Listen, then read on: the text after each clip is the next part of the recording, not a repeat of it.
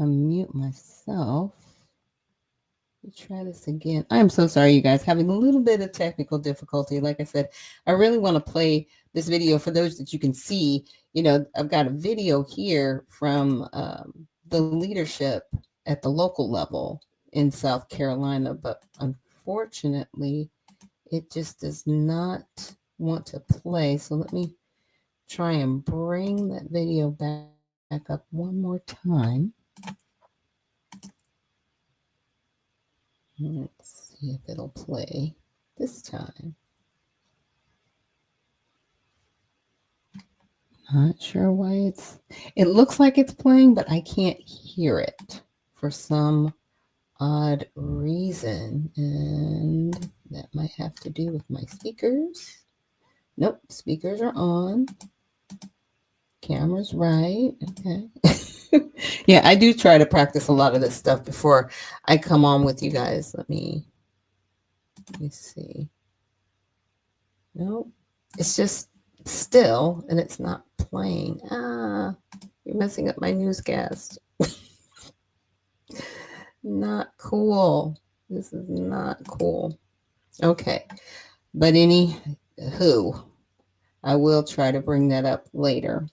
But what I really wanted to focus on in this unfortunate event about this young mother, she had a daughter 20 and a daughter 12, I think, from one of the news reports that I watched regarding her sister, who now is going to, have guardianship of her children. And she was just saying, what an amazing mom she was, and just, how much she cared for her daughters. But some of the things that are not being talked about right now are, I guess, the circumstances surrounding this individual. What I mean by that is she's in South Carolina, and South Carolina is run predominantly by Republicans. A lot of times when things happen and it involves illegal immigration, everybody just automatically assumes that it is a Democrat state. It's a Democrat state, it's a Democrat city, it's all their fault. Now, I didn't look at the local leadership, which means I don't know the mayor and council and, commissioners or anything like that, the local level. I'm just talking about state and federal representation within the state. And like I said, a lot of times people assume that at the state level, maybe in the federal level, it affects the type of immigration enforcement, I should say, that they carry out in the state. And this actually happened very early in May. I know we're in the second day of June right now, but this happened very early in May. There wasn't a lot of coverage from individuals that I saw online. They said, okay, no one from BLM showed up. Al Sharpton didn't show up. I don't want to say the usual suspects, but I will say those that talk about outrage, right? When a Black person is killed, and a lot of their perspective was maybe they didn't say anything because the individuals involved are illegally here in our country, right? Maybe that's why there wasn't this outrage that you would predominantly see, let's say, if these individuals were Caucasian, right? And so that's what they brought up. But the other thing that I didn't hear is, I should say I did hear about it, but what I didn't hear were other news outlets, right? There wasn't anything from MSNBC or CNN or, a lot of the outlets when there is a racial tension involved, right? They're like, if it bleeds, it leads. They are the first ones in line, you know what I'm saying, to get behind this. But in this instance and in this case, they didn't. And I found it strange. I was like, okay, so you didn't do that. Well, then in my research, and you can see it here on the screen if you're watching, this Homeland Security seemed to catch on to it, but nobody else did. And Fox News covered it, apparently, but nobody else did. So I wanted to read from you what Homeland Security covered and hopefully what may be done. It says 6 illegal aliens charged for brutal murder of South Carolina mother and random attempted robbery. So local authorities have charged 6 illegal aliens between the ages of 13 and 21 with the random murder of a South Carolina mother of 2, Larisha Sherelle Thompson.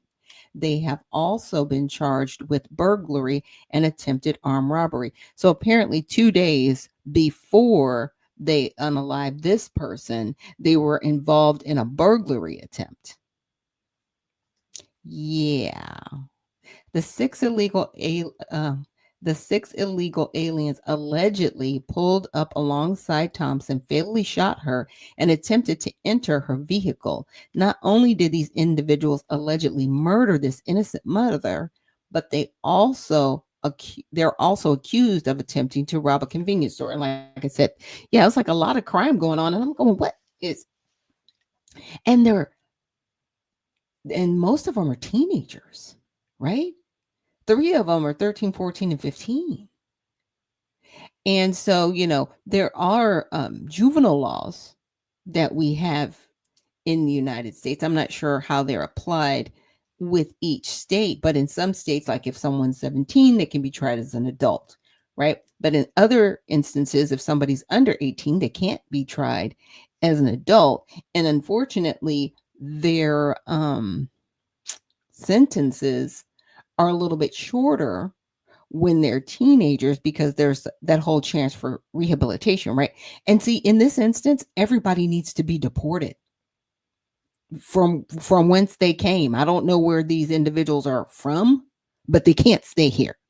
See, this is the stuff that I'm talking about. You can't stay here because obviously you're a terror threat to our country. You don't want to come here and live peaceably. You do not want to assimilate within our country. You don't want to respect our laws. You need to leave immediately. Like, this is the stuff that I'm like, they need to get up off the soil. I do not want to pay for 3 hots and a cot for these people. Period. I do not want a cent of my tax dollars going towards this. And whatever country they're coming from, whatever country we're sending money to, they should lose that money for every single person from their country that's here. Venezuela, you don't want your citizens back? Fine. We shouldn't be sending you any funding. Okay? If you don't want to take them back, that's great. Cool. We'll send them somewhere else, but that money needs to go where they're going, not to your country. That's all I'm saying. So on May 12th, so this was roughly 3 weeks ago. So May 12th, local authorities announced the arrest of 6 illegal aliens from Honduras. Yeah, they need to go back to Honduras. I'm okay with that. Including Acel Torres Chirinos, Yarbe Ramos, Ardon, Yason Salgado Pineda, and 3 juveniles, ages 13, 14, and 15, for the murder of Thompson and of the convenience store burglary. Torres Chino was previously arrested in 2023 for domestic violence. Why is he here? Why is he here? He should not be on our soil, period. U.S. Immigration and Customs Enforcement has placed detainers on all 6 criminal illegal aliens as they await criminal prosecution in South Carolina. So, statement attributes to Assistant Secretary Tricia McLaughlin. Larisha Sherelle Thompson's life was tragically taken by criminal illegal aliens. She was a mother who was driving to a friend's house when her life was brutally taken by these criminal aliens who should have never been in our country. President Trump and Secretary Noem will always fight for the victims of illegal alien crime and their families. The safety of American citizens comes first. Anybody hear that statement out there? Because this, you know what I'm saying? Like, I found it as I was researching, just trying to find articles, and, maybe this happened. So this was put out by DHS and no one covered it. Now, I don't know if Fox covered this because I didn't look at their coverage necessarily, right, of how specific they were. I know they covered the unfortunate um, tragedy of this mother. But what I didn't know is like, did you go to DHS? Did anybody read this statement? Did it Bueller? You know what I mean? What's going on in our country? So Secretary Noem launched the Victims of Immigration Crime Engagement Voice Office. The Voice Office was shuttered by the previous administration, which left victims of alien crimes without access to many key support services and resources. The office was first launched in 2017 by the Trump administrations as a dedicated resource for those who have been victimized by crime and has a nexus to immigration. So, in essence, people that were, harmed, they had a place at the federal government to go. And this was unfortunate. And this is my first time really reading about it, that there was actually somewhere where people could get relief, where they could go and, you know what I'm saying, get assistance. But nobody, I don't know if you guys heard of it out there, definitely, send me a comment, let me know. Because look, um, hmm, I find it strange. I find it very strange that no one was talking about this. And why weren't they talking about it, right? Um, and it says if you have a loved one, if you or a loved one has been impacted by a crime committed by an illegal alien, you are not alone. And the number they give is 1-855-48 voice. Again, that's 1-855-48 voice. And then the full number is 1-855-488-6423. 1-855-488-6423. So definitely, if you guys know of anybody who has been a victim, because see, we don't know about every single instance going on in the country unless it's called in. So this is the kind of number you need to call. Even, I wouldn't say even more so than just calling ICE, but if you can call and say you're a victim or you know somebody who's been victimized and you start flooding this line, things are going to start getting done even more, right? Because they're going to see where they need more resources to get these things done.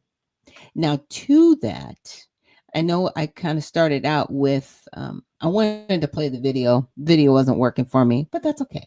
That's fine. What I wanted to make the point of is for South Carolina is their state, now I wouldn't say state, I would say their federal representation, right? Their Senate and Congress. So I wanted to look at their representation. So in the Senate, we've got Lindsey Graham and Tim Scott. Let me make these a little bit bigger. Sorry. Okay. So we've got Lindsey Graham, Tim Scott. Those are two individuals that they're Republicans. So this is their state. This is happening in your state. Illegal activity, illegal. The illegal aliens you guys are always on the hill shouting and fussing about. They're in your state. What are you doing about it? Like, what are you doing? What do you do? So this, again, this is the Senate. Now let's look at the House representation. So they apparently have 7 districts, and we have Nancy Mace, Joe Wilson, Sherry Biggs. Scrolling on down, we've got William Timmons, Ralph Norman, and this is the district where that incident actually happened. It happened in the city of Lancaster. Okay, so Republican. Now, I know I scrolled through fast, but the first 3 names I read and the last 2 names, they're all Republicans, you guys. All of them. James Clyburn, is the lone Democrat in this state. Russell Fry is a Republican. So you've got Republican House members. Okay, now this is federal, right? I probably need to go to the state. But all I'm saying is we have all this outrage by all of these Republicans always saying, oh, these Democrat states, this and that. But wait a minute. If this is a Republican federal led state, what's going on in your state? I mean, you actually do affect the laws around the country, immigration wise. Yes, you do. But you should have a little bit more, I won't say control, but I would say influence within your state, right? To really make sure that the citizens within your state that you represent at the federal level are safe, because obviously they're not. They're not safe. Okay. And I know I'm going to have to go back through and get into the local representation, right? We need to look at the mayor. We need to look at people on the council, the commissioners. Who is it at the local level that should be responsible for this? What is their representation like in their state House and Senate? Because currently they have a Republican governor, Henry McMaster. He replaced Nikki Haley, who ran for president, and she stepped down, right, during that time. So he was the lieutenant governor, okay, from 2015 to 2017. And then he was instated as the governor.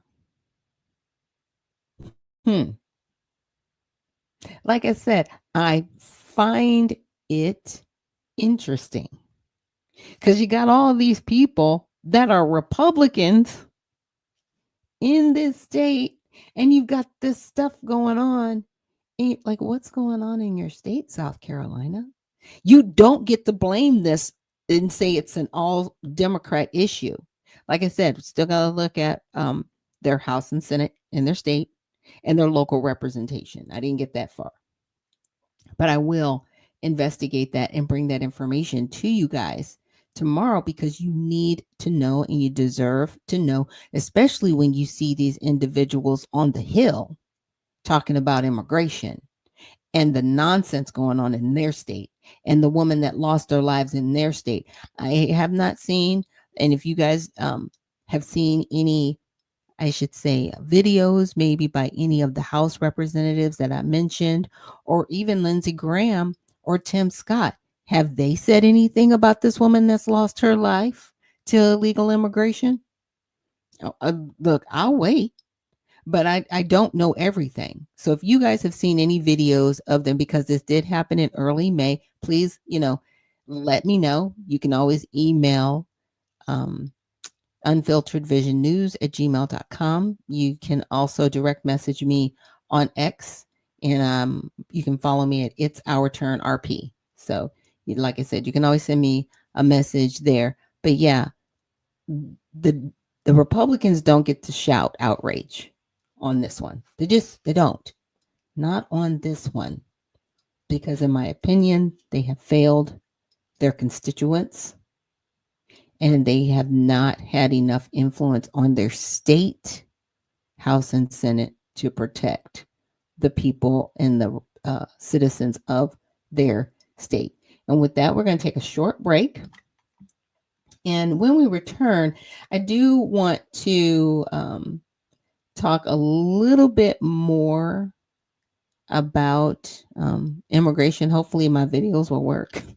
That's what I'm hoping. If not, then we'll pivot and we'll cover another story, or say article, not story.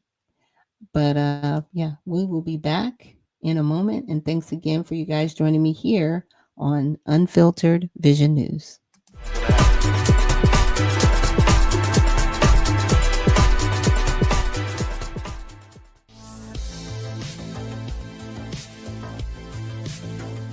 We've unified our end-to-end encrypted services to make them easier to use together. because privacy should be the default for everyone. With the new Proton ecosystem, you can add events to Proton Calendar automatically when you accept an invitation.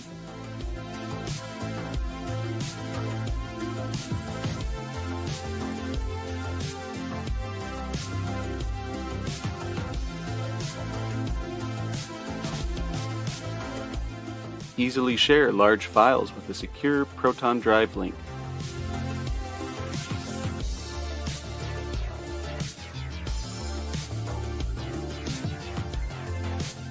Send secure Proton Drive links privately with Proton Mail.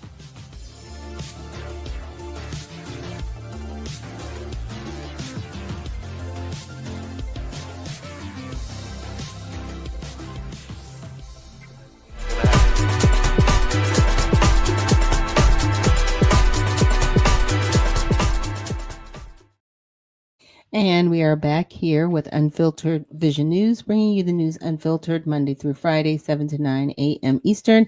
And I just wanted to give a little bit of a shout out to my individuals. Let's go South. Thank you so much for wishing us a good morning and great points. I do appreciate that. And also for Shema Shun, thank you so much. Yes, the time is at hand. You definitely are correct on that. And the reason why I'm bringing up their shout outs is because my technology does not necessarily allow me to respond to them on X through the StreamYard platform. When I respond, it shows up on YouTube. And so that might be a little bit confusing for those at YouTube. They're like, why are you telling us things? Why are you responding this way? So that's why I'm going to, going forward, just talk to people, give them their shout outs. Thank you guys so much for joining me this morning. So with that, I do want to try to play these other videos. I'm not sure if they're going to work because unfortunately, video failed me this morning. Just failing technology. I'm like, come on now. So we're going to try this again and see if this video works. Okay. Nope. Just doesn't want to play. Come on. I don't know what happened. It's like I was testing it. Everything was working. I was like, okay, let me pause the video and get all situated and get ready for this morning. Videos were like, nope, we're not having it this morning. So, and that's fine. Then we will pivot. And there is something that I actually did want to cover with you guys.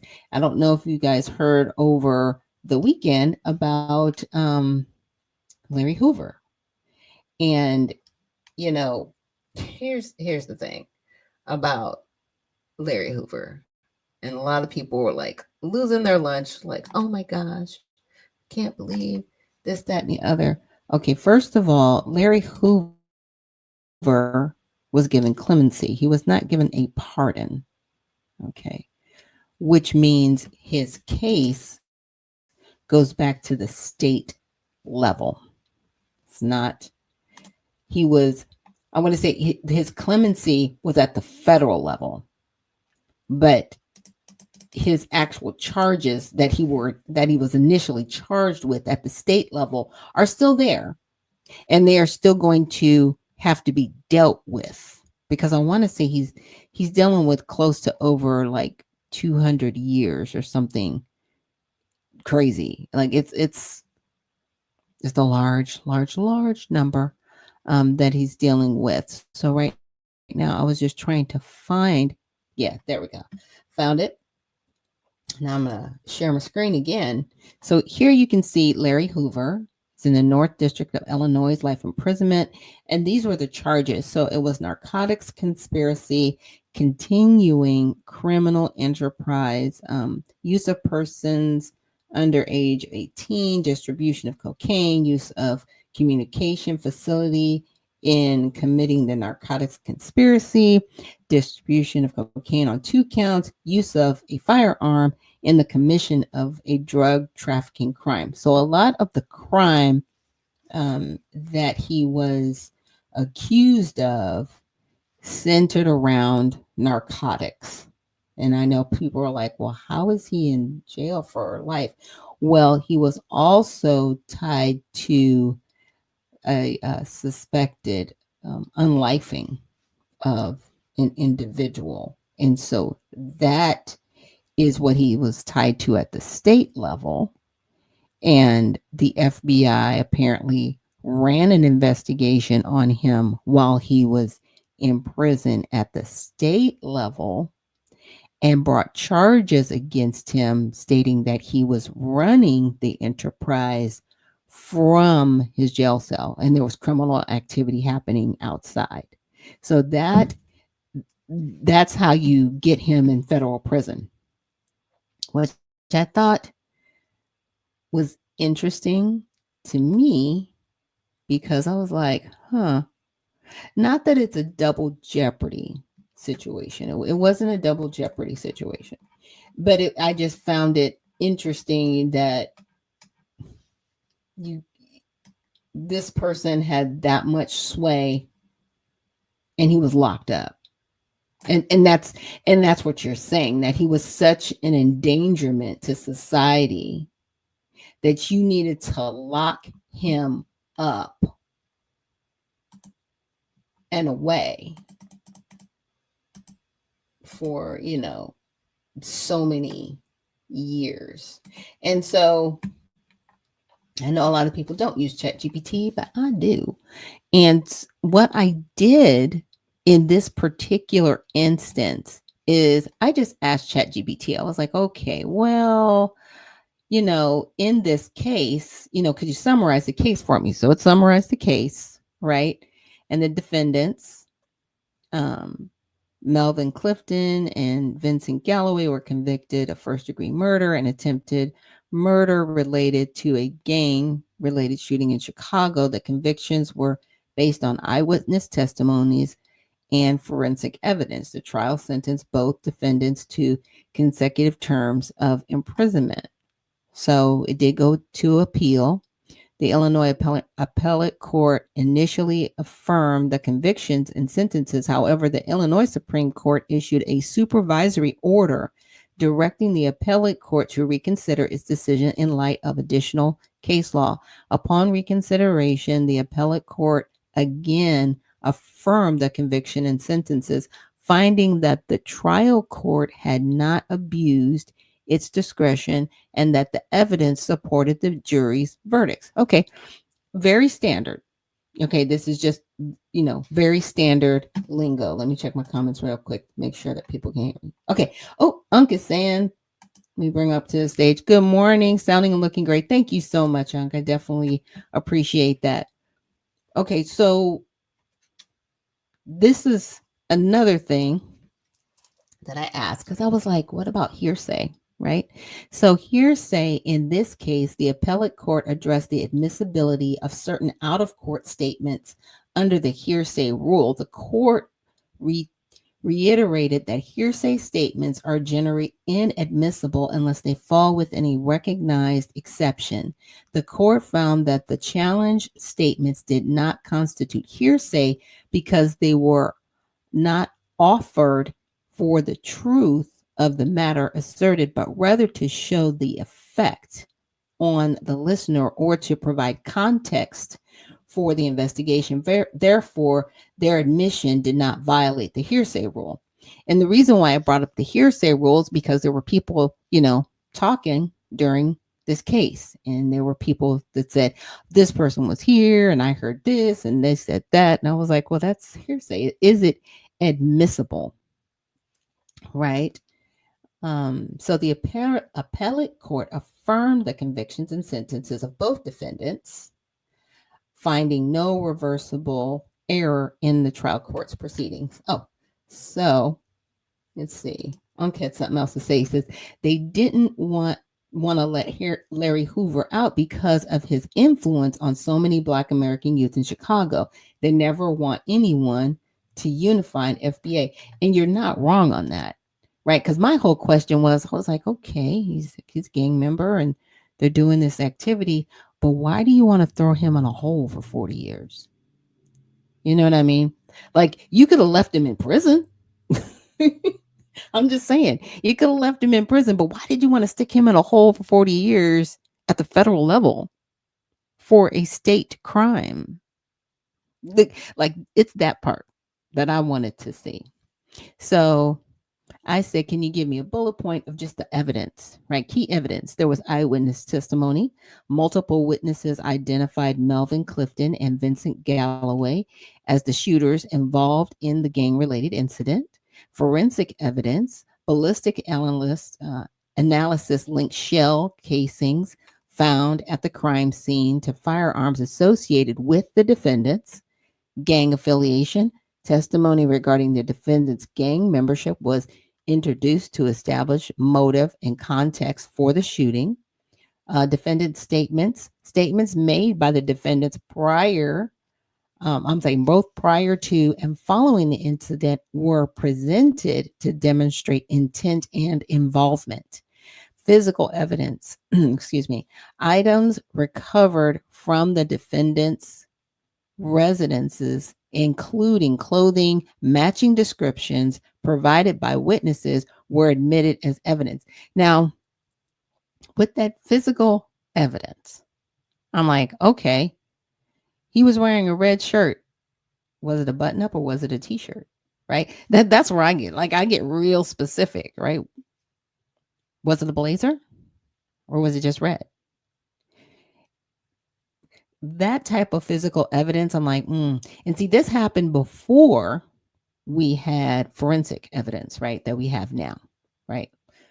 So there was no, because I asked her, I said, were DNA tests used? That's an appellate court. There is no mention of DNA testing being utilized as part of the evidence presented at trial. The case primarily relied on eyewitness testimonies, forensic ballistic evidence, and other circumstantial evidence. And so when I look at that, I'm like, there were a lot of people thrown in prison due to circumstantial evidence, right? It's like if I have enough information to tie you to this, then I can pin this on you. And that's why a lot of cases have gotten overturned in the past, 10, 20 years, because when they actually did a forensic test, those people, they weren't even there. And maybe the people that were there are dead or gone and they can't even find them, right? So I I do tell my chat GPT, like, you're being helpful. Thank you so much. Um, I wanted to know a little bit more about him and the initial arrest. So he was born in 1950 in Jackson, Mississippi, right? The murder conviction came in 1973 with a young man named William Pookie Young, a 19-year-old alleged drug dealer, was abducted and murdered in Chicago. Hoover was implicated in ordering the killing. So he's implicated. So this is almost like alleged, right? He was arrested on September 21st, 1973, and subsequently convicted of murder, receiving a sentence of 150 to 200 years in state prison. And so, with their state law, and I looked up their state law, if it's tied to any type of gang activity, it can be up to 199 years. That's why it says 150 to 200 years. That's just given the average if it's related to gang activity. So that's what it was tied to. So the federal investigation continued criminal enterprise while incarcerated. Hoover was found to be running the Gangster Disciples operation from prison, a 17-year-old undercover investigation by federal authorities, including the FBI and ATF, led to his indictment in August 22, 1995. He faced charges of conspiracy, extortion, money laundering, drug related offensive, and continuing to engage in criminal enterprise. So I'm like, wow, you was a bad mamma jamma. I'm like, from the cell, you had people on the ground just running things. I find that fascinating because you threw this man in a hole, but we know that there are definitely mob bosses in state prisons with foot soldiers, right? Doing all kinds of criminal, like you aren't throwing them in a hole. Like again, that's what kind of threw up my antennas. I was like, why this guy? And Unc had, kind of brought this up because of his influence in the Black community. So in 1997, there was a federal conviction, and Hoover was convicted on all federal charges and sentenced to 6 additional life terms. He was transferred to the ADX Florence Supermax prison in Colorado, where he was held in solitary confinement. So here's my thing. You guys, you led this investigation. FBI, ATF, like y'all were just like on this dude. Where are the tapes? Since you had somebody undercover doing this investigation, where are the tapes? Where is the actual evidence? And when I say where are the tapes, because they do have recording devices, so you could have had somebody in there wiretapped. Why didn't you have this person tapped with a wire? You could have tapped the cells. Why didn't you do that? You could have tapped anybody in that prison, guards, anyone. Where's that evidence? I guess that's what I'm looking for. I want some hardcore.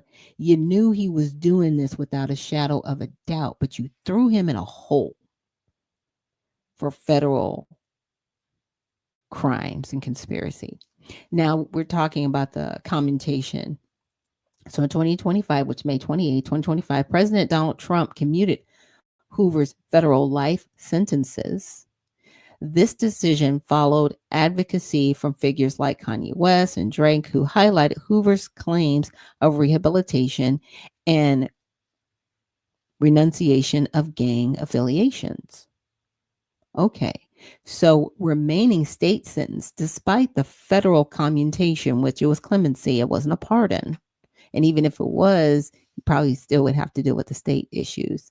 So Hoover remains incarcerated due to his original 1973 state murder conviction. He is serving his sentence at the Dixon Correctional Center in Illinois. Given that his conviction occurred before Illinois abolished discretionary parole in 1978, he is eligible to seek parole. Okay, so when he went to federal prison, there wasn't discretionary parole, but now there is. So now there is the chance, that he could be out on parole. And I just wanted to pull up his letter from President Trump here. And it's a grant of clemency, because a lot of people are saying, oh, he's pardoned, but he still has to go to jail, because he wasn't pardoned, y'all.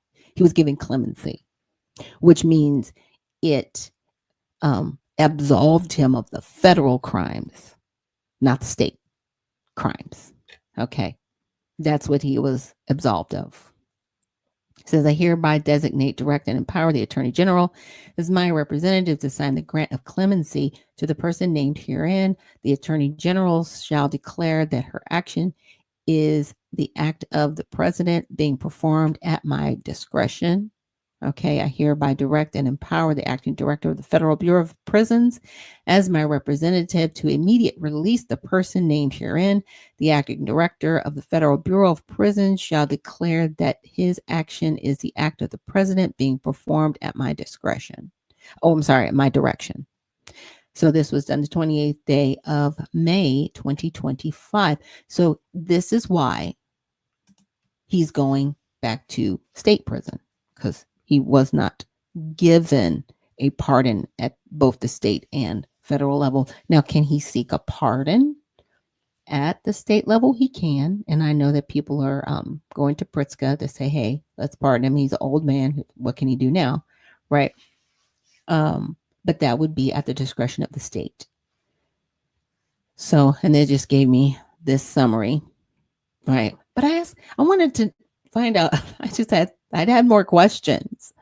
So, it gave me the average murder sentence, most felony sentences issued as range 100 and 150 years.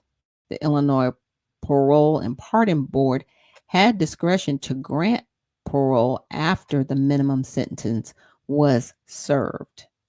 Okay. So, there's no mandatory life sentences at this time. Sentences could range from 14 years to 199 years, depending on aggravating factors, gang involvement, multiple defendants, prior convictions, the discretion of the sentencing judge. So even if the jury said, yeah, we think she should be let go, or we think he should only get 20 years, the judge could say you get 50, right? Because it's still left up to the discretion of the judge, the sentencing. So life sentences typically reserved for particularly heinous crimes or repeat offenders could still allow parole eligibility after 20 years. So again, this was just stuff that I pulled out because I just was trying to understand more, right? What was going on. And I said, can you give me evidence tying Hoover to the murder of Pookie, right? Because I think it's one thing if it was like, yeah, that guy, he should just be wiped off the face of the earth. Let's just say that. He just made a general statement. But was he directing anybody to go kill this person? Right? Did he say, okay, I need you to take this person out because of X, Y, and Z? Again, we have no transcripts. We have no, we have nothing. We have what this investigation brought about at him at the state level where they threw him in a hole, right? Just saying. We don't have any evidence other than that. Like, what are we doing? What's really going on? So eyewitness testimony, Larry Leverston, a member of the Hoover's organization known as the Family, testified that Hoover ordered the execution of Young and others for allegedly stealing from the gang's narcotics operations. Leverston recounted attending a meeting where Hoover gave the order and later stated that they had gotten Pookie and threw him in the alley around 68th and low, around 68th and low, and shot him in the head. Okay, so again, this person is saying, yeah, yeah, he ordered it. He ordered the execution. Okay, this is why I asked about the hearsay thing. I was like, so who confirmed this conversation? You're testifying that it happened, but that's still hearsay. Where's the evidence? That's not evidence. It's eyewitness testimony, yeah, but who else can corroborate that? I guess that's my question. Who else was in the room? Who are the other two or three people in the room? I'm not trying to say somebody's innocent or not innocent. I'm just saying you saw where I asked ChatGPT, I was like, is hearsay admissible? Right? Just saying. So, physical evidence. A witness reported hearing gunshots and seeing a body in the alley behind his apartment. Police found Young's body with 6 gunshots to the head and 1 in the arm. Okay, so this is eyewitness testimony. They found a dead body. That's your evidence? Okay, no ballistic evidence, no DNA.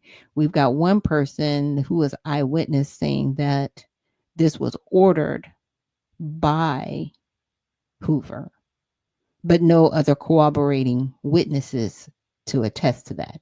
That's my question. So, co-conspirator statements. Andrew Howard, a co-defendant and member of the family, was implicated in the murder. Testimony indicated that Howard and Hoover were involved in the planning and execution of the killing. Okay, so based on this evidence, Hoover was convicted and sentenced to 150 years in prison. So if 2 of you were doing this, why did one person get convicted? If there were 2 people there, what happened to this other dude? It was like, okay, if you sell him up the river, if you can help us get him, then we'll, basically give you a shorter time. Maybe he worked out some kind of deal, right?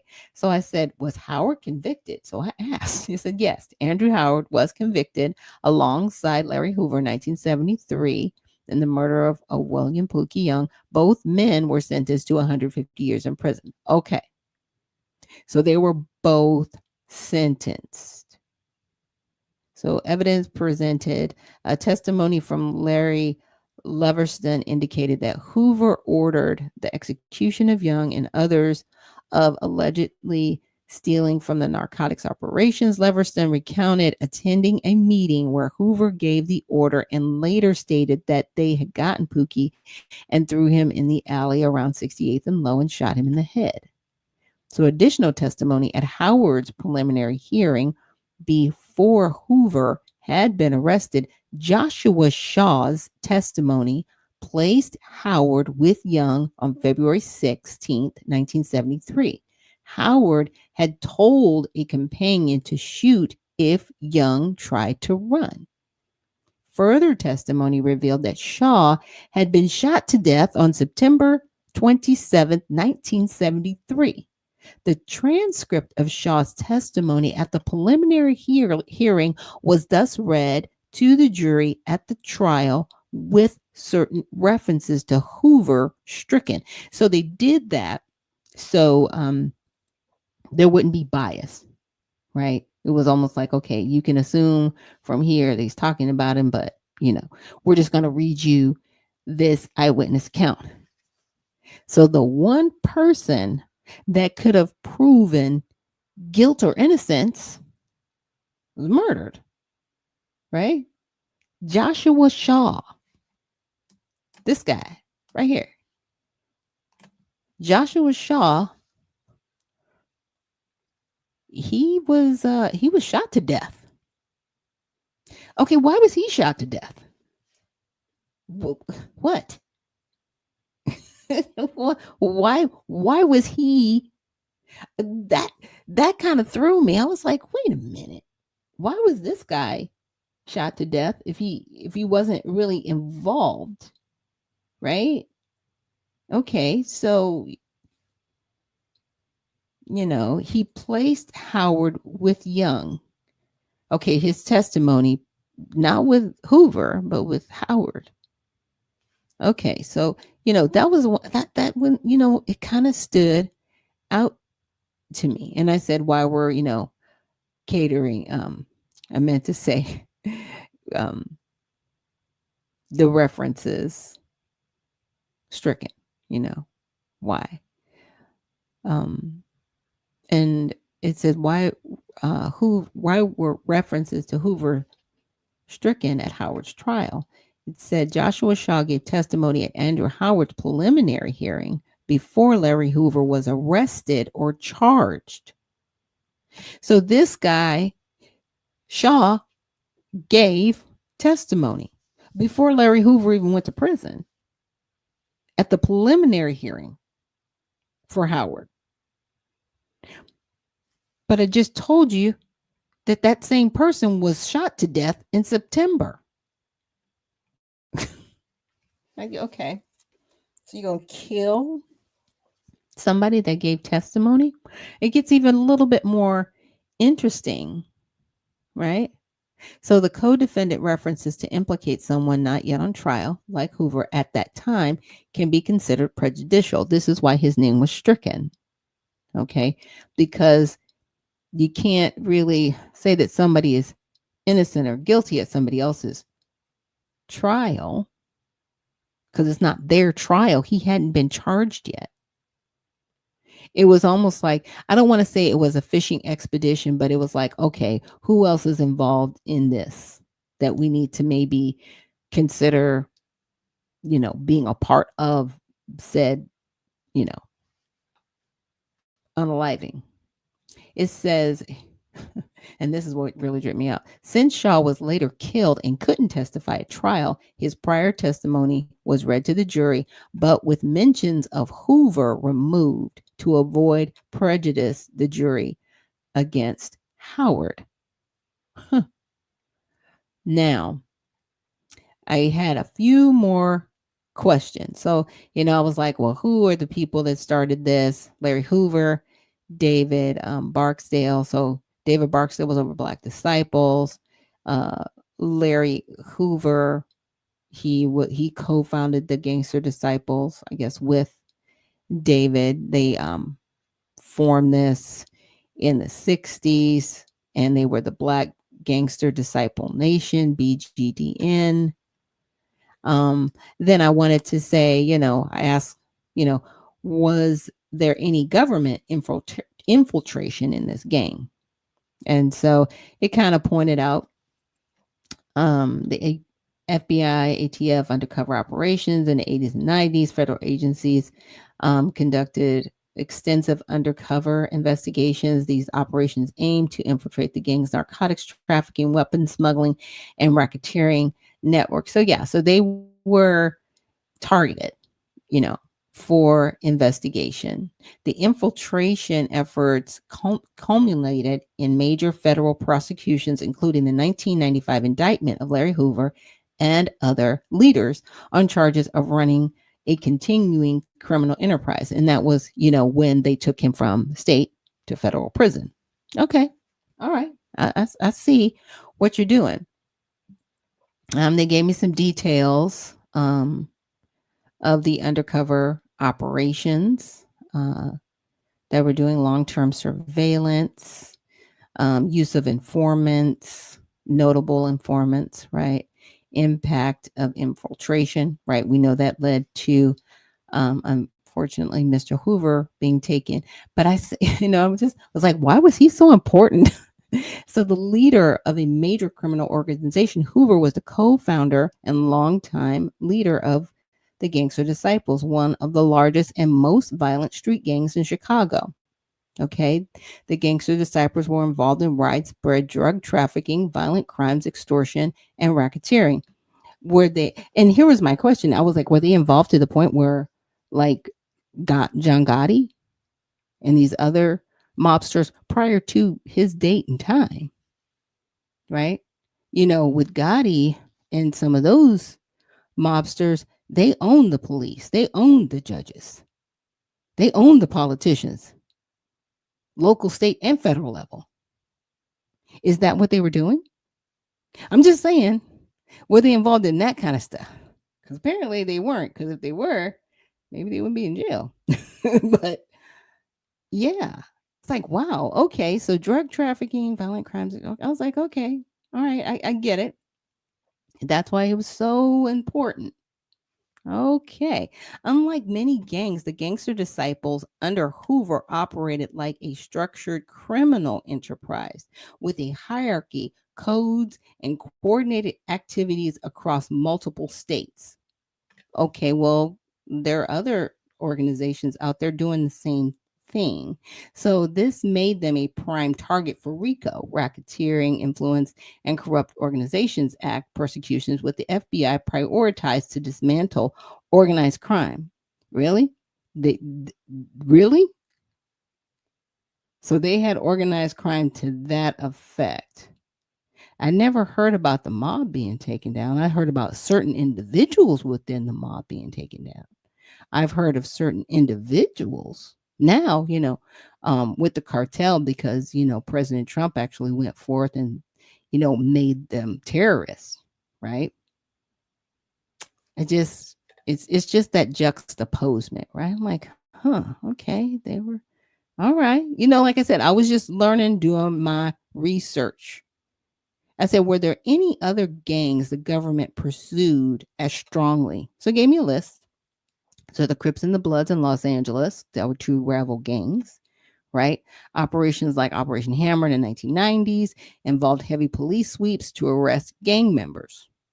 Okay, the FBI has prosecuted many leaders under RICO laws for running organized criminal enterprises. Okay, Latin Kings, MS-13, Hell's Angels, and the Vice Lords. These may have been some gangs that you guys have actually, heard about. I'm like, yeah, I've heard about those things. I was like, okay. So why these gangs are targets: organized hierarchies, widespread influence, violence and public safety threat, political and media attention, right? Pressure on law enforcement to reduce gang-related activity. Got it.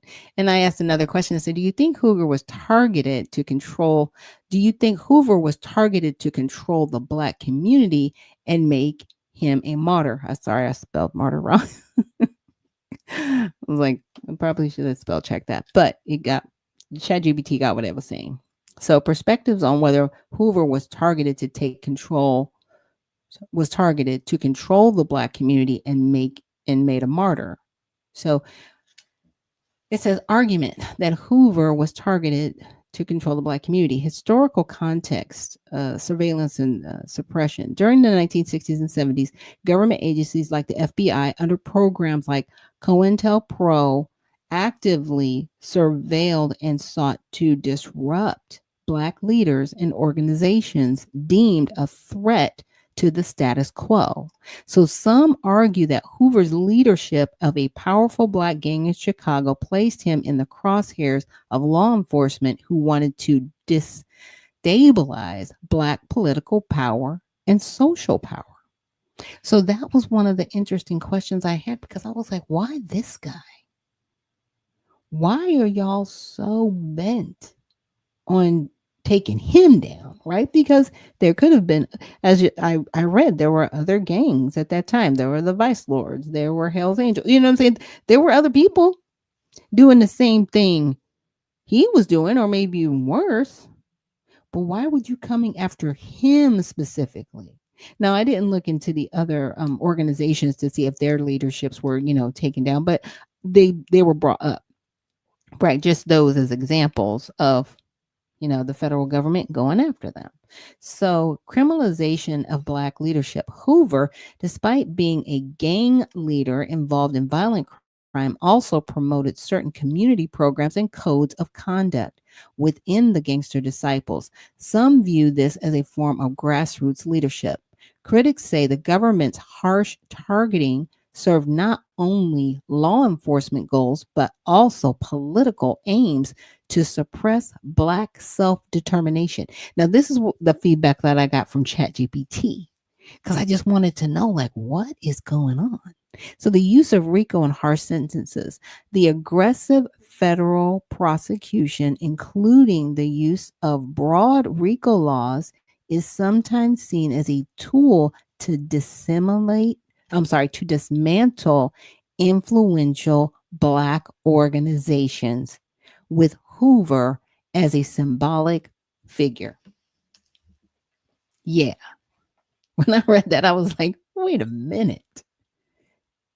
The aggressive federal prosecution, including the use of broad RICO laws, is sometimes seen as a tool to dismantle influential Black organizations, with Hoover as a symbolic figure. Yeah. And we've seen them do it. I mean, they had Malcolm killed, they had Martin Luther King killed. But guess who's still running around? Al Sharpton, Jesse Jackson. They're still running around, right? I'm just saying, they're not gone. But they are allowed to have influence in the Black community, but they haven't been effective. They've been effective at, leading us astray. I should say that. They've been effective on. I'm not going to say they haven't been effective in that respect. But if they were like a Larry Hoover, they wouldn't be with us right now. If they were like Malcolm, if they were like Martin, they wouldn't be with us right now. They wouldn't. But they are used to disrupt our community. They are not used to help us. And I need people to wake up to that. The Reverend Jesse Jackson and the Reverend Al Sharpton are not here to assist us, because if they were, we'd be further than we are now. But they might not be here. That's all I'm saying. They might not be here. So, argument that Hoover was prosecuted for legitimate criminal activity. It says Hoover's conviction was based on extensive evidence, including violent crimes, drug trafficking, and racketeering. Law enforcement agencies argued that targeting Hoover was a necessary step to dismantle a criminal organization responsible for community harm, to the level that he needed to be stuck in a hole with the FBI. At the federal level. Y'all couldn't shut this down at the state level? Like you couldn't get a message out to somebody being in the federal prison? That's all I'm saying. That's all I'm saying. So, martyrdom and legacy. Over time, Hoover has become a symbolic figure to some within Chicago and beyond, viewed as both a community leader and a victim of systemic targeting. His imprisonment is sometimes framed as a political repression, making him a martyr in certain narratives. Yeah, that's why I asked that question. But then I asked another um, question. Yeah, so his sentence was commuted. So we went over that. Yeah, it was a commutation, not a full pardon. So Hoover's convictions were not overturned. His sentence was shortened, but he remained guilty. So there's no release guarantee. A commutation can reduce a sentence, but release still depends on parole and other factors. So that's why people are, kind of pushing on JB Pritzker. But here was my big question. Remember, we talked about Shaw earlier, and after I read this, we're going to take a short break. But I said, well, who was convicted for Joshua Shaw's murder, right? Because you've already said that Larry Hoover had enough sway from prison, right, to basically lead the organization from a jail cell. Okay. Shaw, this individual who was a key witness, got murdered. Okay. So was it ever investigated? Like, I was like, well, who went to jail for this? Check this out, y'all. Joshua Shaw, a key witness in the 1973 murder case of William Pookie Young, was tragically murdered before he could testify at trial. His death occurred on September 27th, 1973, and remains unsolved. He was a key witness, and it was unsolved. Shaw had previously provided testimony at a preliminary hearing implicating Andrew Howard in the murder. However, due to his untimely death, his earlier testimony was read to the jury during the trial of Larry Hoover and on Andrew Howard. The court instructed the jury to consider Shaw's testimony solely in relation to Howard and not Hoover. Despite the absence of Shaw's live testimony, Hoover and Howard were convicted of the murder. No individual has been officially charged or convicted in connection with Joshua Shaw's death. This person was a key witness, and it's gone unsolved.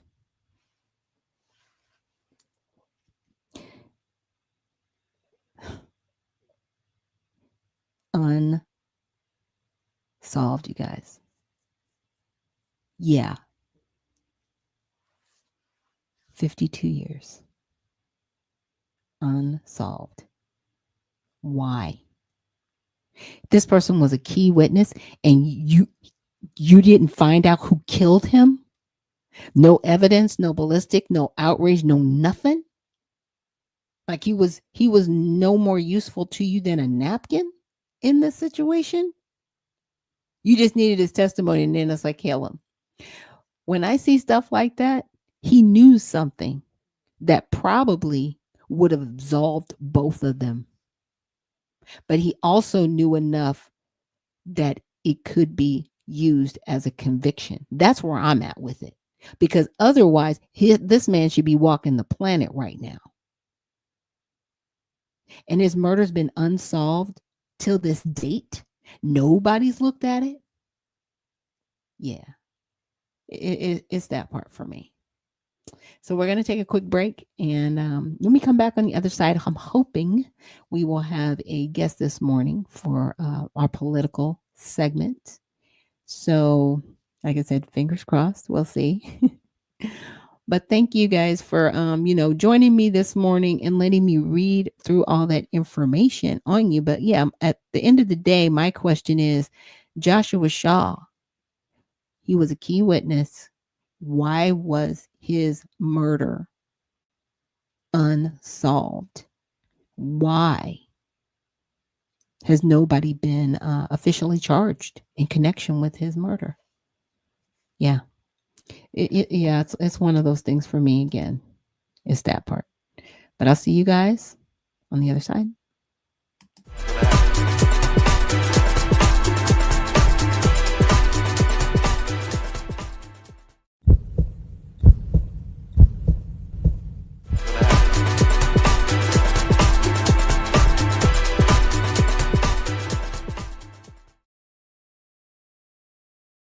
And we are back. Thank you so much for joining us here on Unfiltered Vision News, bringing you the news unfiltered 7 to 9 a.m. Eastern. My name is Dr. Ashaki Noni Nichols, and I will be your host. And yeah, so if you joined us in the previous hour, we were talking about the commuted sentence of Larry Hoover. It's not a pardon. And so I need people to calm down, stop being outraged. He will be sentenced back to the original prison, that he was in. The good thing is they can petition for parole, right?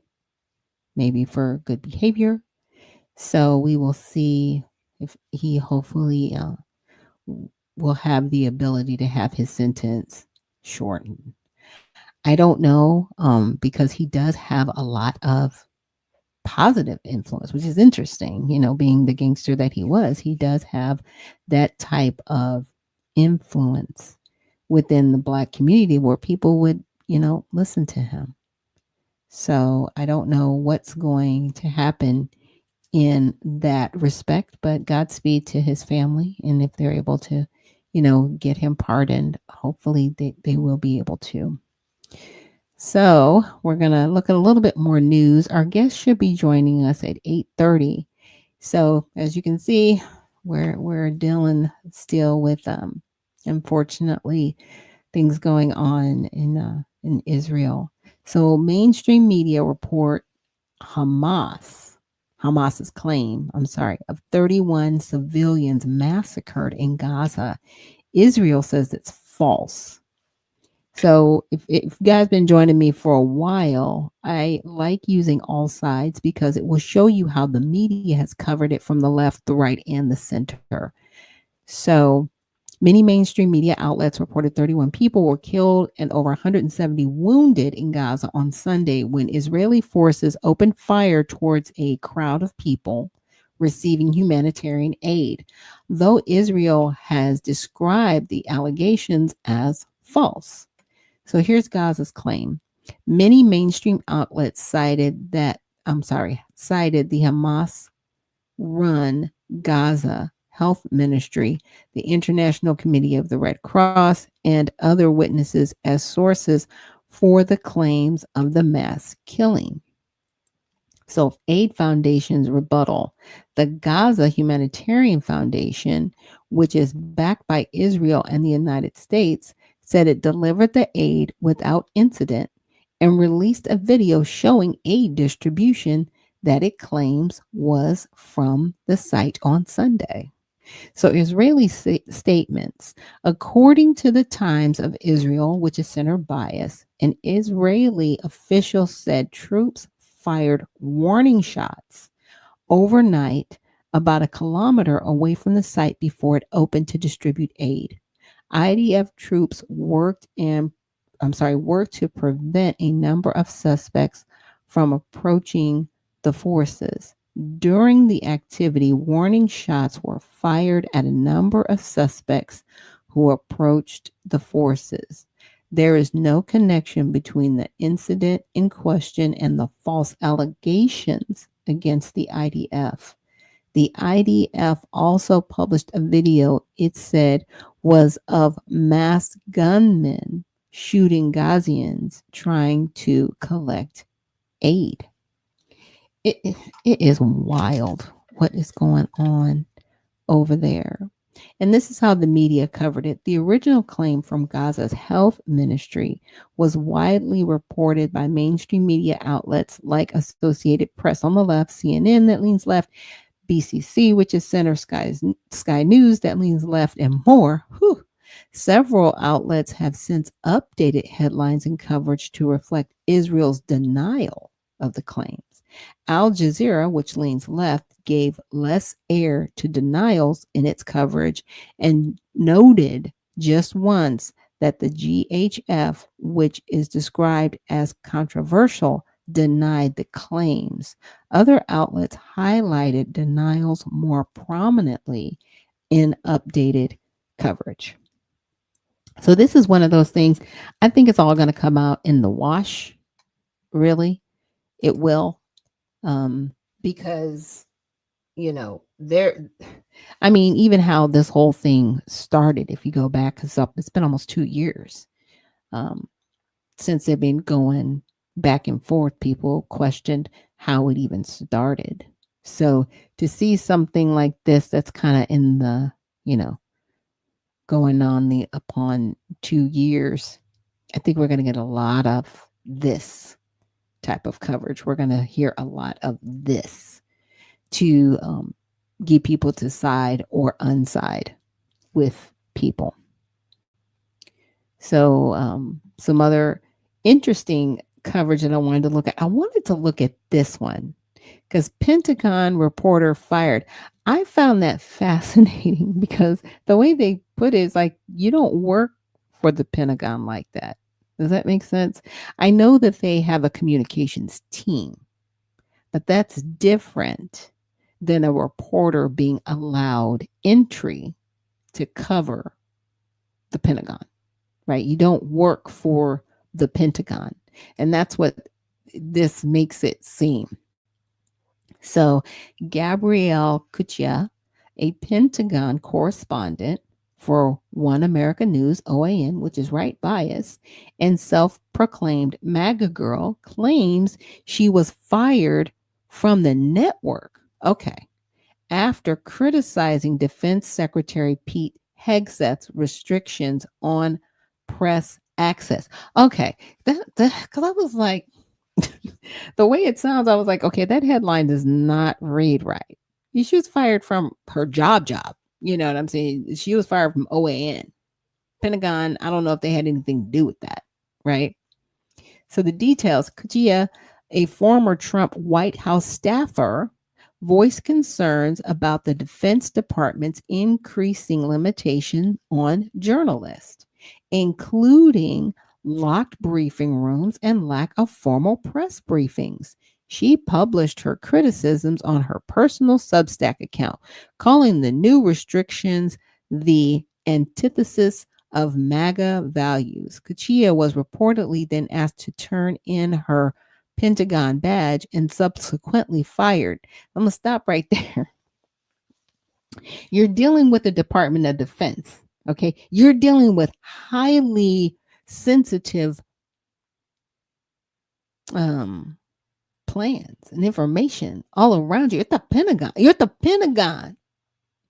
Like, yeah, there's gonna be a whole lot of stuff that it's called need to know. And if you don't need to know, you're not gonna be told. Like this kills me. But well, you just have to tell me. No, they don't. They'll tell you nothing. Not a thing. You look, you better be glad they let you in the room. Okay. If they wanted to keep you guys in the little isolated box where you couldn't hear anything, they could do that. You know why? Because they're the Pentagon. Because that's where a lot of our international and domestic secrets, top, overly top secret stuff are. Who are you? What is that screams entitlement. I'm sorry. I'm gonna call it like I see it. Screams entitlement. Stop that. So, for context, in recent months, under Hegseth's leadership, the Pentagon has implemented restrictions on journalists. Yeah, including designating large portions of the Pentagon as off limits without an official escort. Like I just said, there's a lot of top secret stuff there.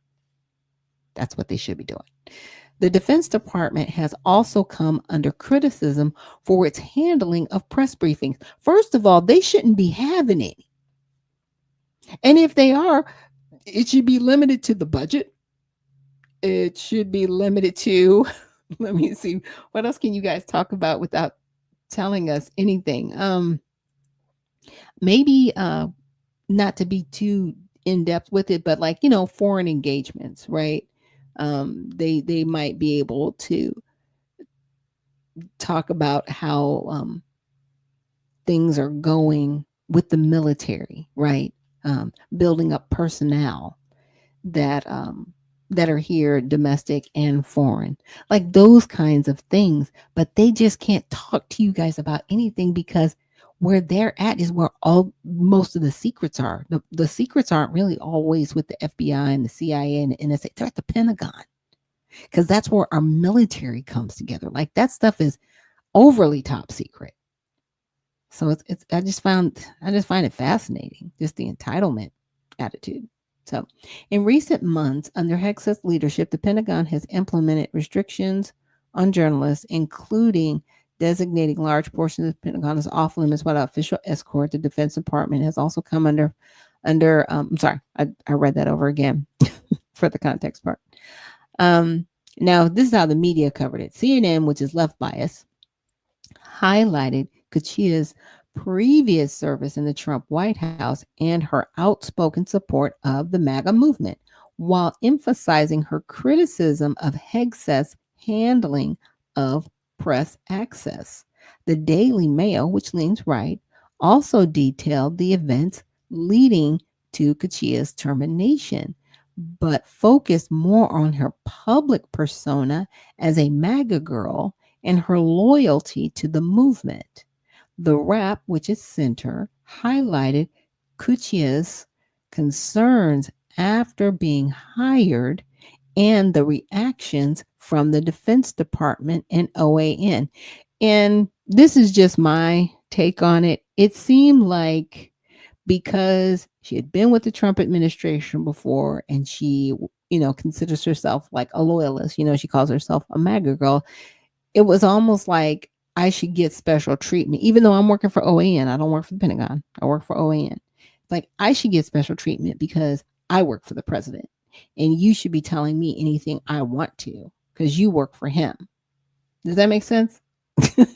I'm not trying to, one side this or be off-putting, but there are some people when they think they have influence in that way or access, they think that other people in proximity to that access should, give them preferential treatment or, I wouldn't say preferential treatment or treat them differently. You know what I'm saying? Or give them something that may not, may other people may not be able to get. And I can understand why the press briefings are clunky. I also understand why sometimes Pete Hegseth will sit in an office and will sign documents without any press, just letting us know what he's signing, what's coming up, and what's happening. Because there's a lot of things, because of the high level of security, he can't just talk about in one-on-one conversation, because if he did talk about certain things, right, it could be an issue of national security and a threat to our national security. So yeah, he can't say everything. So, I've never been one to pay attention to briefings from the Pentagon. The only thing I pay attention to with the Pentagon is when they say they've lost like millions or billions of dollars and they have no idea what they did. Like that stuff just angers me to no end, because I'm like, seriously, we don't bother y'all for nothing. We let you do whatever you want to, right? It pretty much with impunity, and you can't maintain your budget. Like, what are we doing here? So it's that kind of stuff that bothers me, but that's really only time I really hear from them, unless they're going to make, maybe changes with the general or their staffing changes. A lot of their stuff is really light. Sorry, you guys, my phone is ringing. And with that, we're going to take a quick break and we'll see you on the other side.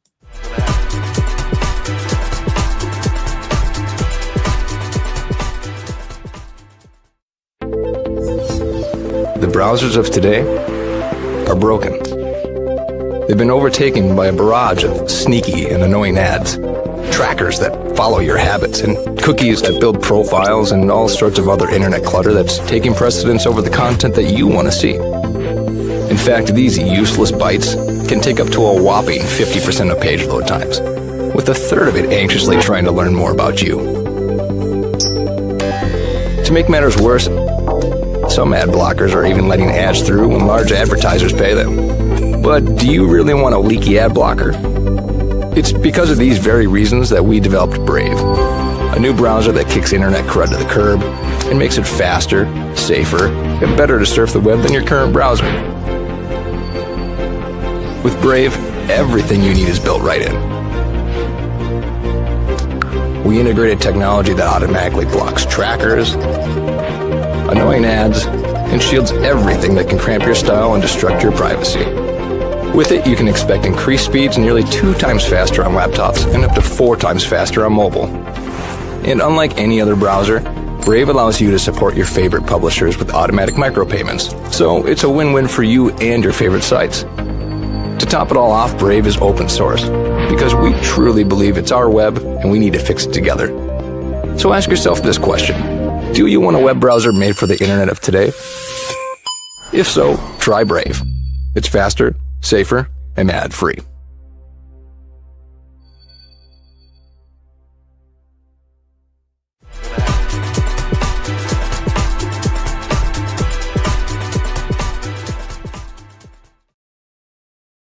And we are back. Thank you so much for joining us here on Unfiltered Vision News. I had to take a little bit of a quick break and take a phone call. That sometimes does happen because everything is happening here in real time. I am the host, the engineer, the producer, but I'm just so glad for you guys joining me here on X, Facebook, and YouTube this morning. I really appreciate your time. I hope I've been giving you guys some great information with detail and background. We talked about Larry Hoover this morning. We also talked about the reporter from OAN News that was a correspondent for the Pentagon. She was released from OAN. She is not a Pentagon reporter. That's not how that goes. Like sometimes I'm like, that's really not the right title for the story.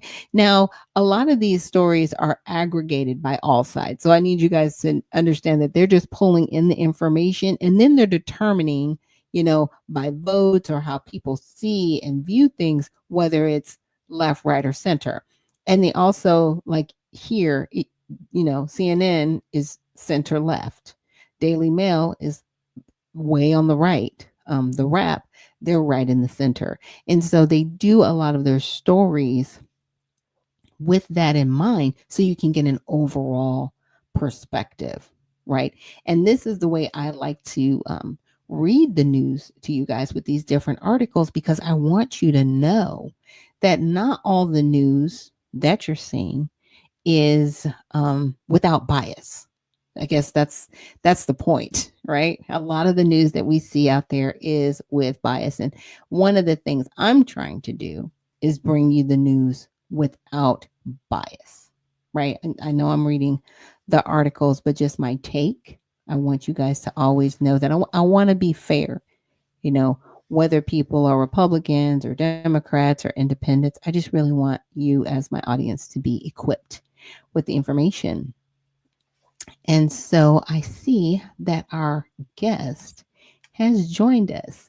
And so what we're going to do right now is going to have a little bit of what we call a political segment.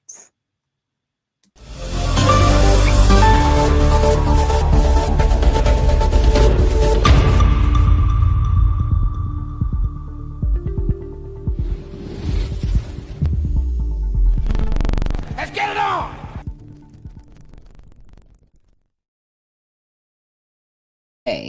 And for today's political segment, I'm going to bring up Richard Wright. He is running for Lieutenant Governor of Georgia, and he's a Democrat. I met him at an event, and I really wanted him, on the show so we can see his perspective, because I want you guys to know, I want to hear from everybody. Left, right, center. I really want to hear from everyone. So we're going to go ahead and add him to the stage. Hopefully he's ready for me. We'll see. I'm here. Okay, so he's going to be joining us via audio. You don't want to show your face? No? Uh, I'll show There it. we go. There's Mr. Richard Wright. So, yes, please introduce yourself and just let us know the position. I said you are running for Lieutenant Governor of Georgia. So, if you could share your platform with us, that would be great. Okay. Good morning, everyone.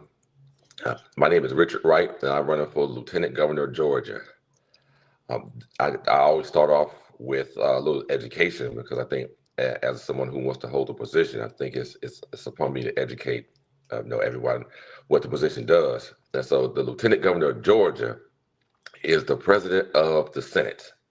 So he or she picks the committee chairs and controls what comes on the Senate floor for a vote. So it's kind of parallel to the Vice President of the United States, except for the VP of the United States doesn't have a day-to-day responsibility for the Senate. The Lieutenant Governor does. So they're in the session every day, working with senators, working with the Speaker of the House, working with the governor to get bills passed. And so, a very important position. A little bit about me. I'm a CPA by day. I am candidate by day and night. I moved to Georgia back in '97 with my GED. And I tell people all the time I moved here to be a rapper. And so no one's hiring me. So I listened to my mother. I enrolled in a small school called Herzing College. Went on and got my undergrad degree. Then I went and got my grad degree. Then I went and became a CPA and went to Georgetown Law School, took some classes at Georgetown. And so I want to use that work ethic and also just things that I've gained over the years while working in corporate America to kind of work for the citizens of Georgia. And then my platform is one, I'm a rational Democrat. I'm a statesman, I'm a moderate guy. I believe that my job is to help every one of you, not to just help myself. And I think that's what's missing in politics, is that on both sides, people focus on themselves and not focus on the people at hand. So a lot of my platform is kitchen table. Is how can I, grow the business ecosystem in your city or town? How can we make education a lot more effective throughout the state of Georgia? What's the right balance with healthcare in Georgia, as far as what the state does, federal, and also what individuals do. There's some tax credits I believe that will help homeowners in the state of Georgia. There's also some credits that will help developers, which would inevitably make housing more affordable under a strategy. So those are just some of the things that I'm planning on working on as your next lieutenant governor. Okay, wow. Well, thank you. And thank you so much for coming on the show. And thank you for prefacing that you are a rational Democrat, because I know that there are rational Democrats within the Democrat Party. We just don't necessarily hear from them. I think their voice gets overshadowed by certain ideologies that are within the party. And that's not to excuse Republicans either. Right. Not trying to degrade either party, because I'm like, in my opinion, both parties, I'm like, y'all need to do better, period. But I think the largest issue, and this is what a lot of people see with the Democratic Party, is the whole transgender issue, right? Men and women's sports. In California, I think they just passed, I'm not sure if it's an overarching state bill or if it's more of a city type ordinance where they're allowing a boy to participate that identifies as a female, but they're also giving the female that came in second to that boy first place status, right? Alongside this person, because had that person not been there, they would have gotten first place. Does that make sense? So, I know what you're talking about. Yeah. So they're putting everybody on the platform. I was like, when did we start giving 8th place ribbons? I ran in CIF personally. Okay. Yeah. There was only three spots on the podium. There's first, second, third. Like Ricky Bobby, if you're not first, you're last. And I'm just like, we're giving out 8th place ribbons. Boys are participating in women's sports. Women are they're exhausted. Even here in Georgia, I think there was a law that they wanted to pass where tax, okay, so the law was tax dollars shouldn't go to transgender surgeries for people in prison, right? And so that was the law. It's like, we're not going to give any more money to this. The Democrats didn't vote on it. They walked out. And I was like, what is going on with this party? It's like people across the world, the planet outside of the United States have said, please stop doing this. So, I mean, if you were to, get the position as lieutenant governor, could this be something that's at least addressed in the state and get some rational policies move forward? Yeah, I think that transgenders represent maybe 1% of America, right? We're given one, right? But the issue takes up a lot of airspace, all right? Mm-hmm. I'm a rational guy. Was at a Democratic event yesterday, and I'll give you my take on it, and then kind of move on. There are two sexes. There's man and there's woman, all right? Men should use men bathrooms. Women should use women bathrooms. Men should play in men's sports. Women should play in women's sports. That's kind of my take on it. People have human rights, but there's certain privileges that it's a privilege, right? So that's what it is. It's I have a right to use the bathroom. Mm-hmm. I don't have the privilege to use a female bathroom. The rights, and then their privileges. I have the right to try out for a team. I also have the privilege to play. Richard Wright doesn't have the privilege to play in female sports. So that's my take on it. There's human rights, and then there's that everybody should have. The constitutional rights that we all have in the country, and then there's privileges. And so that's my take on it. Okay, and thank you for outlining it that way, because I've never really seen it outlined that way, but that makes more sense, right? Yeah. Somebody's giving you a privilege that and some people's argument would be they shouldn't be, right? They shouldn't be given that privilege because it might put other people in danger. But the other question I did want to ask you is about illegal immigration. Recently I wouldn't say they're our neighbor from the north, but they're a couple states up in South Carolina. A woman unfortunately lost her life. And the illegal immigrants involved, one in particular, he had actually been deported in 2023. He returned to our country, driving. And, even state law in South Carolina says that somebody who is undocumented cannot have a driver's license unless they're a DACA recipient. So I don't know if they were a DACA recipient or not, but again, they're involved in illegal activity. They were already, deported from our country. So, we have the Lincoln Riley Act because there was somebody who came here from New York. They should have been deported, but they came here, took her life. So we have certain protections, I should say, in place. And I wanted to know, if you were elected lieutenant governor, what would you do to really sort out the illegal immigration from the legal immigration? Because I think that's what people really want. They want people here legally, not illegally. Yeah. Again, it's rights and privileges. When it's 14th Amendment conversation that's going on out here in society, and the first bar and then the second bar, the 14th Amendment, and jurisdiction therefore of, and that's kind of what some people on the left like to play on. And my thought process is that President Obama was doing it right. Right? Somehow, some way, under the last two presidents, it went awry. Right? We know that President Obama deported 3 million people. Right? Yeah, it's like 15 million people. Yeah, that's 15 million, y'all. That's a real number. Well, I'm saying he deported 3 million. Okay. Right? And so he deported those people from a list. All right, a list of people who are in here doing things negatively, right? And so I start off with saying that you don't have a right to come here and commit crimes. That's where the privileges comes in, right? You have constitutional rights when you cross the border, right? But then there are privileges, and you don't have privileges to stay in this country illegally you definitely don't have privileges to commit crimes while you're here. And so you can start there. And if President Trump would start there, I think the conversation would tap down.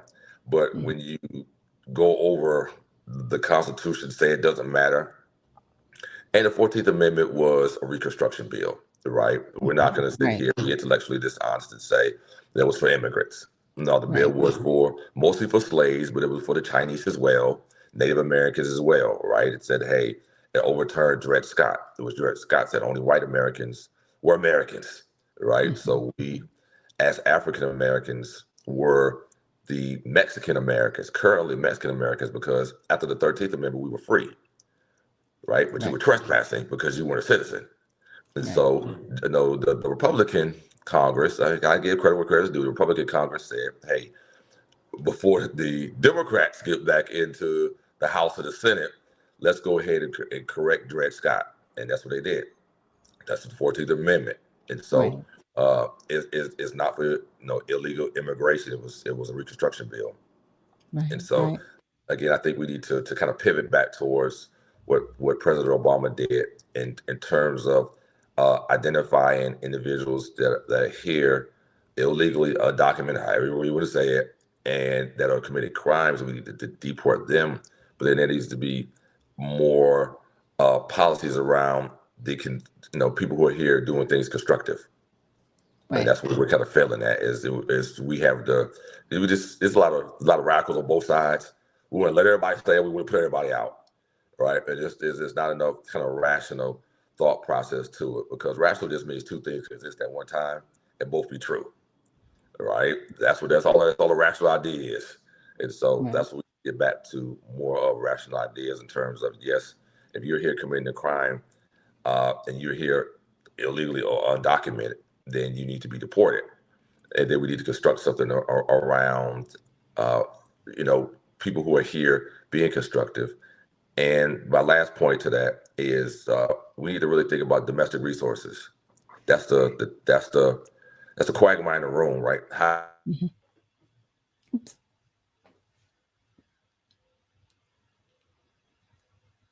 We lost you for just a second. Hopefully his computer will be back. Okay, there you go. Okay. Yeah. We need to really look at how we're using American resources, right? And that's black men, black and brown men, and white men. How we're using them, and that's not really being had in the conversation. Is that how we use our domestic resources? Strategic immigration is what I call it. And part of strategic immigration is constructing policies around people who are coming here, whether it's asylum, or coming here to pick fruit, and then what are we going to do with domestic resources, male resources here, and get them to do some of the jobs as well. Okay. Yeah, my opinion is I think we actually need a moratorium on the border. I would like our border to be closed, in or out, and really process the people here, right? And to your point, really make sure that the resources, right, are well defined, so that people aren't harmed while they're here, because there's a lot of harm that goes on with illegal immigration that people don't talk about. Living here in Georgia, we're one of the top sex trafficking states in the union, and people don't talk about that part. They always, try to have this outcry of, oh, you're sending these innocent people home. I was like, well, what about these innocent people being sex trafficked, these women, men, and children that this is happening to, and it's happening in our state. And it's a big, huge issue that we're not dealing with. But, there are still people going, no, we need people to be here. And I'm like, no, we need to just shut the border down. And like I said, that's my opinion. I would just like it shut down for at least 10 years. And this allows people that have applied to get their citizenship. It allows us time to remove people that shouldn't be here in our country. And it also allows us to square up the HB1 visas that nobody talks about, with that chain migration. So there's a lot of things that go on that are just outside of the physical border. Because my opinion is this: you can have a border, you can have a wonderful wall, but if your policies are trash and they don't help anybody, what good is the wall, right? The wall's a deterrent, but if you don't have the policies behind it, what good is the wall? Yeah, we're have some of the same thought process. I mean, as a nation, you have to have sovereignty, Yeah. right? You just got to control who's coming in and out of your country. I mean, you're not a country unless you do that, right? That's just a that's just reality of being a nation, that you must Right. control who comes in and out, right? Whether it's on plane, on foot, on boat. I need to. We need to have a policy. We had to have policies that control the border. So a wall, whether whether we freeze it, I think that we're a sophisticated enough country that we can do two things at the same time. Yeah. The issue is that more Americans are going to have to start electing people who think rationally. That's the honesty of it. Goodness. I'm so sorry. My phone. I No usually worries. have it. And Yeah, that's just the reality of it. So it's up to listeners to, because if you keep electing individuals who focus is on calling out the other side, right, and not having their side, and they're not really addressing the issues in their house, then you just get people in the state house who are radical. And then you get people who go on to the federal level who are radical. And then you get right. what you have now. You get Yeah. bills passing 215 to 214. And, Hmm. you're going to get bills that are going to pass on party lines in the Senate. So, it's just up to the American people. But, there has to be a person who step forward and say, hey, I agree with some of what the other side had to say. Let me clean up my side first, because there's issues with MAGA. They really Yeah. are. And Trump is. Think he. Well, I know you're probably going to ask me a question about him, so I'll just say my No, announcement. I actually wasn't. So go ahead, because what I was going to give you is last words, and then definitely where we could follow you, right? Okay. And for those listeners that we have out there, if they wanted to, donate to your campaign, where they could donate to you. Yeah. I'll say this at the federal level, that President Trump is moving too fast.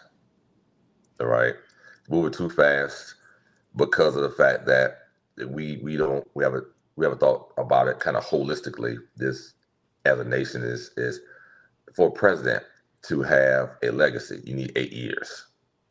You can't get it in 4 years, because the next president can undo the majority of what you did with his 4 years, and that's what Biden did, right? So you need a full 8 years back to back to have a legacy. A case in point, Obamacare. First pass was unpopular. You can't take it from people now, because he had 8 years. And he had 8 years, 6 of those 8 years with a Republican Congress, House, and the last two were with the Republicans having both the House and the Senate. So you need 8 years, and President Trump doesn't have 8 years back to back. So you have to ram these ideas down very fast, but without thinking through them logically and rationally. So that now you have this uproar. And as a Democrat, I think there's a better way that this could be done at the federal level, but also on the state level. Because I'm running for state office. We have resources in the state, and the question is going to become, when the federal government stops giving, what's the state going to do? And so you need to have a rational plan about how we're going to make up for some of the funds that aren't coming from the federal government. Are citizens in Georgia going to suffer? Do they have to suffer? What policies are we going to do? Right. And so that's up to our current governor, Governor Kemp, and the current Lieutenant Governor Burke Jones and Speaker Burns. But I think that it's going to be upon the states to kind of make up for the shortfall, and how they do it, and how you manage is going to be very important. Yeah, I mean, to your point, there is some with the federal government, but we shouldn't be reliant upon the federal government, nor should the federal government have, such overarching pressure that we lose our sovereignty as a state. If that makes any sense. There were things that went on in the previous administration that I did not agree with, right? And they were impressed upon from the federal level to the state. as if, you should be following these things. And it's like, well, some of these things that you guys are asking us to do is unconstitutional. Right. And so to your point, it's like you have to have breadth and room for that conversation. But I really do think that people need to work with neck break speed, because for so long at the state and the federal, yeah, people have just gotten too comfortable for me. Like, you need to do your job. I'm sorry. If this is your job, you have a whole staff to help you do your job. It's not just you. Get your job done. I'm somebody, I'm a paralegal. I'm here doing my news broadcast. I'm also, helping and assisting with the network. I do multiple things and I get them done efficiently. So if I can do those things, and if your one job is to be an authority, then people voted you to do your job. Do your job. I don't want to hear your complaints. Get your job done. But that's just me. I'm a little bit hard nosed. Yeah, I would say that it'd just be wonderful if just one senator, one House member, one president could just do their job and get the total job done, right? But you got to work with people. And people Yeah, are difficult and sometimes. yeah, They're but sometimes difficult. they listen to their donors too much and not the people. Let's be real. Let's be I think honest. no, I think both sides have, Yeah. because since United, there you need money to run. Trust me, you need money to run, and so when you need money to run, the ideas get kind of one sided on both sides, and so Uh-huh. just the Yeah. radicalness of both parties. You just gotta say, hey, listen, let's tamp down kind of some of the rhetoric. All right. When I go to Republican meetings, all Democrats are evil, and when I go to Democrat meetings, all Right. Republicans are evil. Evil. That's Right. not the case. All Be right. rational. Right there's some good Republicans, there's some good Democrats on both sides, and so Yeah. it just they have to speak up with a louder voice and say, hey, we're going to work together on said idea. As far as the federal versus state federalism, yeah, the state asks for 5% of your income. The federal government can ask up to 37%. So that's a different number. So when you ask Yeah. for more, you got to do more, right? That's the federal argument to it, right? Is that you ask for more Yeah. money from a greater source of individuals. So you should get the doling out the money to a greater source of individuals. And so I'm kind of a rational guy. Like I say, I think that paradigm has been overdone somewhat on the federal level, and so we're going to see, how state leaders react to this. I think that a lot of Republican states are poorer than a lot of liberal states. So that's where the rubber's going to meet the Mm. road. Georgia is Right. Florida too. That hey, they have the resource, but Mississippi, Alabama, Arkansas, Mm. Louisiana. There's some Yeah. states that are Yeah. that really rely on federal funding, and so you have Hmm. Republican governors in that state that are looking at their budgets and it's like, oh my, Yeah. with a Republican president, Republican Congress, and so we'll foresee how that shakes. South Carolina too is not a wealthy state, so Right. Tennessee, we could just name them. Pretty Mm. much the South outside of Texas, Georgia, and Florida. Yeah. The rest of the South, the Confederacy is old Confederacy is Hmm. struggling a bit, and New York and California print money. Seems like they Right. almost print money, right? Whether that's good or bad, right? Because California Mm. is a budget deficit, but uh, yeah, that's we're gonna as a states across the 50 states gonna have to, you know, as state leaders gonna have to really look at the budgets a little closer now. Okay. Well, thank you so much for joining me here today in a political segment. And again, can you just tell people where to follow you and where they can donate to your campaign? Yes, you can follow me at www.right WRIGHT for Georgia, right for Georgia. It's all spelled out. The 2026.com. So it's right. So it's www.rightforgeorgia2026.com. You can see my platform and all my wonderful, great ideas about how to make your life better up there. You can volunteer, leave your information to volunteer, and starting soon, you'll be able to vote. So I have to fill out the prerequisite paperwork with the state, Right. but you will be able to donate pretty soon. So I want to thank you very much for having me on your show. Really appreciate it. Love talking to people. Like answering hard questions, and like to talk to my Republican friends, because at the end of the day, I'm going to be your lieutenant governor as well. And so I tell people, hey, I'm always willing to listen. We may not Okay. agree on everything, but I'm always willing to listen to whoever you are. Well, that's good. Well, I'm not a Republican. I know we met at a Republican meeting. I'm actually the founder of the Redemption Party, which is an independent party. So Okay. I sit right in the middle and working, I'm really looking forward to working with both Republicans and Democrats. That's really, I reached out to you and I wanted to have you on here because when you said you're a rational Democrat, it makes a lot of sense. And I need people to understand that there are rational Democrats out there. Yeah, we just don't. It's the same way with Republican side. Just don't speak up as much.